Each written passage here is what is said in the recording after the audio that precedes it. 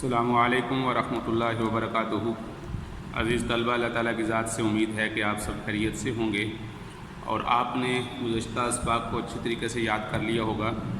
تو آج ہم یہی جو گزشتہ سبق پڑھ رہے تھے الدرس السابع، اس میں صفحہ نمبر 72 حل کریں گے، یاد کریں گے اور اسی کے متعلق لکھنے کا کام صفحہ نمبر 81 پہ ہے، وہ ہم لکھیں گے۔ تو سبق شروع کرنے سے پہلے دعا پڑھ لیجئے۔ رب یسر ولا تعسر وتمم بالخیر وبک نستعین یا فتاح یا فتاح یا فتاح۔ جی بیٹا، آپ کتابیں کھول لیجئے۔ جی بیٹا، یہ صفحہ نمبر 72 ہے۔ یہ ہم گزشتہ شروع سے الدرس السابع پڑھ رہے ہیں، جس میں البیت کے متعلق ہم نے پڑھا تھا۔ تو اس میں ہم یہ صفحہ پڑھنے کے ساتھ ساتھ اس کا لکھنے کا کام بھی آج ہم انشاءاللہ مکمل کریں گے۔ تو سب سے پہلے لفظ نمبر پہ دیکھیے گا، جیسا لکھا ہے مقصن، کینچی کو کہتے ہیں۔ یہاں پر بھی آپ کو اس تصویر میں بھی کینچی ہی نظر آ رہی ہے، تو یہاں پر اس کو کہیں گے مقصن کبیر، بڑی کینچی، مقصن صغیر، چھوٹی کینچی۔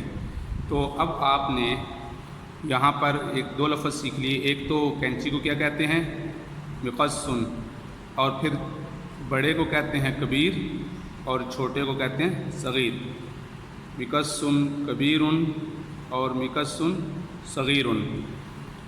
اور اسی طرح آگے دیکھیں گے بڑا گھر منزل، اور گھر کو جیسے ہم نے گزشتہ اسباق میں پڑھا تھا بیتن بھی کہتے ہیں، جیسے یہ اگلے صفحے پہ بھی آپ کو نظر آ رہا ہے بیتن، اور اس سبق کا نام بھی البیت ہے، گھر۔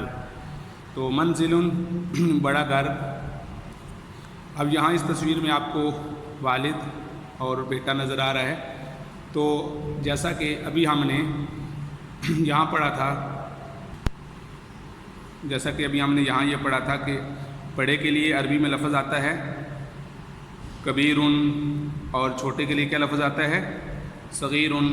تو اسی طرح الابو کبیر، والد بڑے ہیں، الابن صغیر، بیٹا چھوٹا ہے۔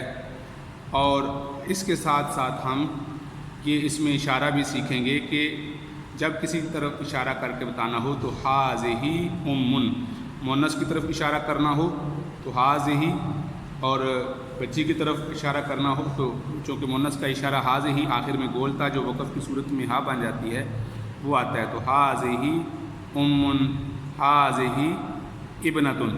تو گویا کہ ہم نے اس سبق میں یہ سیکھ لیا کہ بڑے کے لیے عربی کا لفظ آتا ہے کبیر اور چھوٹے کے لیے لفظ آتا ہے صغیر۔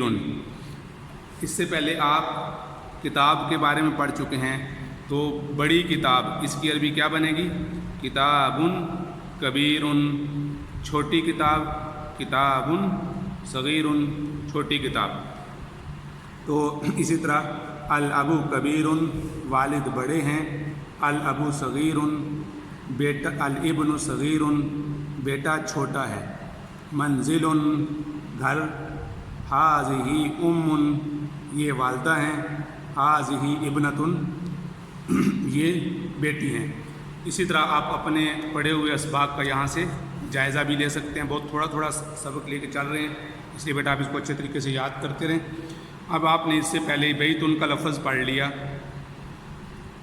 زر کا لفظ پڑھ لیا۔ زر بٹن کو کہتے ہیں، نقاب، نقاب کو کہتے ہیں، اسرت خاندان، اور جد دادا، جدت دادی۔ یہ تقریباً سارے الفاظ آپ نے پڑھ لی ہیں۔ ابن والد، ام والدہ۔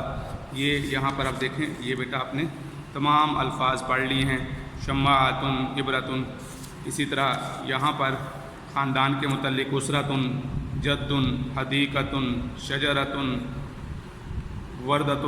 تو اس کی دہرائی آپ نے یہاں سے کرنی ہے الکلمات الجدیدہ کے ساتھ۔ اب ہم صفحہ نمبر 81 پہ آتے ہیں، جہاں آپ نے کام مکمل لکھنا ہے، کرنا ہے۔ یہ آپ دیکھ رہے ہیں کہ بالکل وہی چاروں تصاویر اس صفحہ پر بھی ہیں۔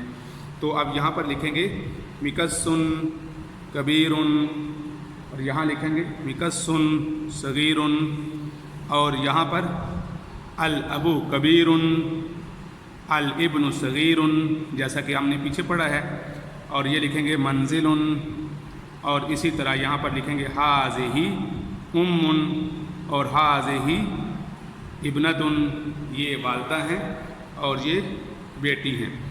اور اس کے ساتھ ساتھ مجھے امید ہے کہ یہ جو التدریب السادس ہے اس کا کام بھی ساتھ ساتھ آپ نے مکمل کر لیا ہوگا، اس کو ساتھ ساتھ کریں، کیونکہ اب یہ صفحہ تدریب الخامس جو ہے یہ انشاءاللہ ہم کل مکمل کریں گے، لیکن یہ کام اس میں جو آپ نے پڑھ لیا اس کو مکمل کر لیں۔ آپ نے والد کی عربی پڑھ لی ابن، ماں کی بھی ہمیں عربی پڑھ لی ام، جد، جدۃ، ابن، ابنۃ، اس طریقے سے آپ نے یہ سارے الفاظ کی عربی پڑھ لی ہے۔